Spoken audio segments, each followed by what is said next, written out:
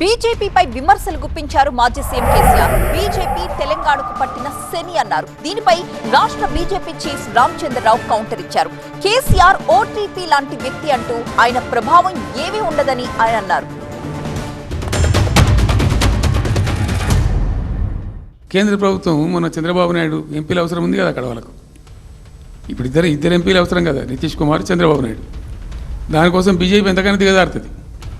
అక్కడ ప్రభుత్వం నిలబెట్టుకోవాలి కాబట్టి ఎంతకైనా దిగజారి ఆయన మాట పట్టుకొని డిపిఆర్ను వాపసు పంపించారండి. మేము ఉన్న రోజులు రాలే డిపిఆర్ వాపసు, అనుమతులు తెచ్చిన ఉంటాం మేము. ఇంకా డిపిఆర్ వాపసు వస్తే భూమి ఆకాశం ఒకటి చేయాలా రాష్ట్ర ప్రభుత్వం? ఎంత లొల్లి చేయాలా, ఎంత హడావుడి చేయాలా? కేసీఆర్ గారు బయటకు వచ్చారు, ఏదైనా రాజకీయాలు ఏం మార్పు ఉంటే అంటున్నారు. ఏముంటుంది?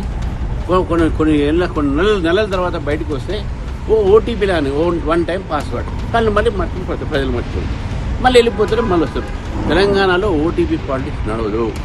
తెలంగాణ ప్రజలు టీఆర్ఎస్ని చూశారు, వాళ్ళ అవినీతిని చూశారు, వాళ్ళ పనితీరుని చూశారు, వాళ్ళ ఒక ఏదైతే ఫ్యూడలిజం చూశారు. కాబట్టి తెలంగాణలో టీఆర్ఎస్ పార్టీకి భవిష్యత్తు లేదు. టీఆర్ఎస్ పార్టీ మర్చిపోయారు.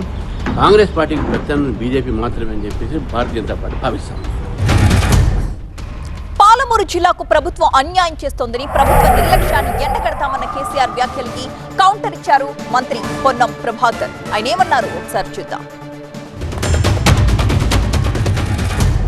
వీళ్ళేదో తమాషకు మేము అదోటి ఇదోటి అడ్డం పొడుగు మాట్లాడి, కిరికిరి మాటలు మాట్లాడి, ఈ కారు కూతలు కూసి ఏదో చేస్తామనుకుంటే నడవదిగా.